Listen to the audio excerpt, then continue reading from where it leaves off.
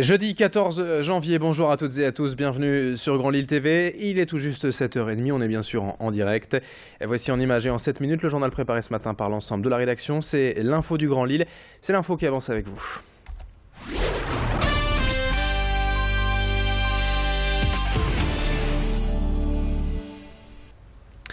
Et tout d'abord les prévisions météo ce matin, n'hésitez pas avant de partir de chez vous, couvrez-vous bien, l'impression de froid est réelle ce matin avec un vent de nord-ouest, des températures en baisse et surtout prenez le parapluie, n'hésitez pas.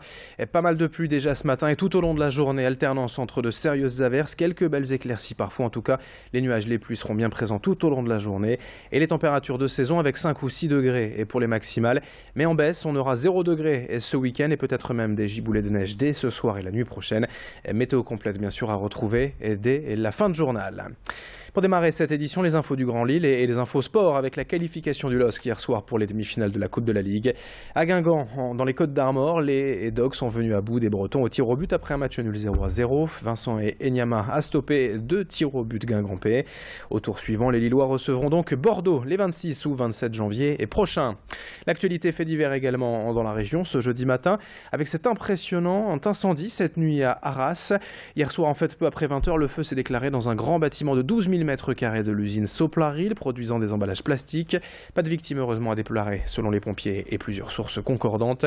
Mais dans les environs de l'usine, une trentaine de personnes ont quand même dû être évacuées par sécurité après avoir été incommodées par les fumées. C'est un énorme brasier contre lequel les pompiers ont dû lutter toute la nuit près d'Arras. L'incendie est ce matin maîtrisé mais pas encore tout à fait éteint. L'actualité en images ce matin à la une avec cette première réunion de travail hier à Lille des 5 présidents de département et du président de région, une forme de G6 du Nord-Pas-de-Calais Picardie, appelés à se réunir toutes les 6 semaines dans un département différent. Le but est simple, mettre en commun ses compétences pour travailler ensemble, être plus efficace. Du RSA au transport scolaire en passant par l'économie, l'emploi, le sport et la culture.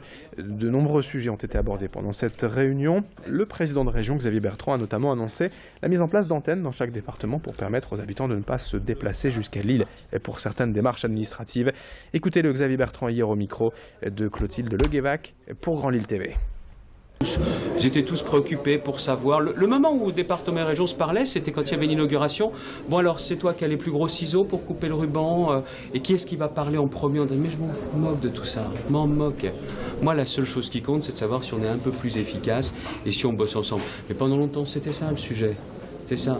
Oui, mais bon, moi j'ai mes prérogatives, mes compétences, faut pas marcher sur mes plates-bandes. Il n'est plus question de plates-bandes. Il y a tellement de beaux projets qui ont besoin d'être aidés. Il y a tellement de gens qui sont dans la difficulté, qui ont besoin d'être aidés.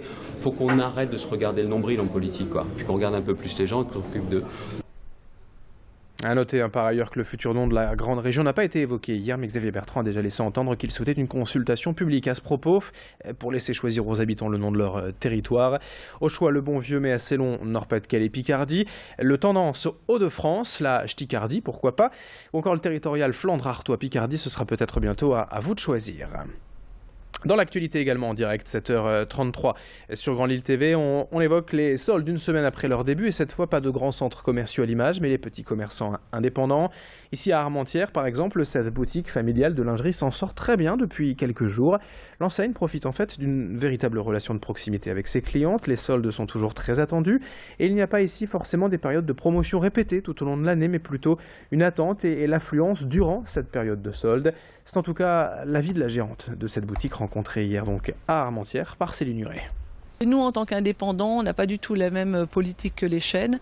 On a vraiment 2 périodes de soldes. On ne fait pas de soldes entre deux. Alors bien sûr, il y a les ventes privées avant, mais on reste sur ces 2 périodes de soldes qui sont fixes. Et puis d'ailleurs, on ne peut pas trop déroger à ça. Il y a des lois. On est un peu parti sur l'idée des chaînes aussi. On fait des campagnes SMS, donc on fait les ventes privées, ce qu'on ne faisait pas il y a quelques années, puisque les soldes, on n'avait pas besoin de faire de ventes privées auparavant. Donc on envoie un petit SMS à toutes nos clientes. On a un gros fichier client à peu près 7000 clients, donc elles reçoivent un petit SMS. Nous, ça nous permet d'étaler un petit peu les ventes aussi, parce qu'en cabine, on suit vraiment la cliente, donc on a beau être 4 en boutique, il faut qu'on puisse suivre la cliente. Enfin, vous en avez certainement déjà entendu parler, vous les avez peut-être déjà vus, ces étranges camions qui font de la cuisine. Depuis quelques années, les food trucks ont pris toute leur place dans la métropole lilloise. On en retrouve partout de toutes sortes. Et bien plus qu'une tendance, c'est vraiment désormais une nouvelle manière de consommer, de se restaurer, particulièrement dans les zones d'activité où il y a beaucoup d'entreprises et de salariés, mais peu d'offres de restauration. Les food trucks cartonnent et sont presque devenus la référence. Ici, par exemple, à Villeneuve d'Ascq, El Camion sert une cuisine mexicaine et va bientôt mettre sur les routes un 3e camion. Le seul souci quand même parfois pour ces food trucks, c'est de trouver un emplacement. Les mairies et municipalités n'ont pas forcément encore la législation adaptée. Écoutez les explications du créateur de ce food truck, El Camion. Aujourd'hui, les mairies ont du mal à adapter leur réglementation, soit parce qu'elles n'en ont pas forcément le souhait, soit parce qu'elles n'ont pas forcément l'infrastructure de le faire. C'est-à-dire, il n'y a pas de service dédié au food truck. On a dans les mairies, je prends l'exemple de la mairie de Lille, qui a un service marché, un service vente ambulante.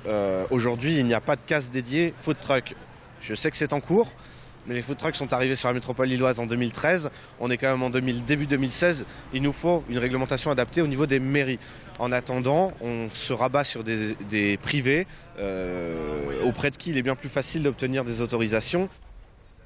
Et puis juste une info au cinéma pour conclure, avis aux amateurs ce soir, Omar Sy et Roche Dizem seront à Kinépolis, à l'Homme, pour l'avant-première de leur film Chocolat. L'histoire de ce clown noir du début du XXe siècle, devenu une star en France. L'acteur et le réalisateur iront bien sûr à la rencontre du public après la projection ce soir Kinépolis, avant-première de Chocolat. 7h36 en direct, dans un instant la météo et l'infotrafic. Très bon réveil à toutes et à tous, très belle journée en notre compagnie.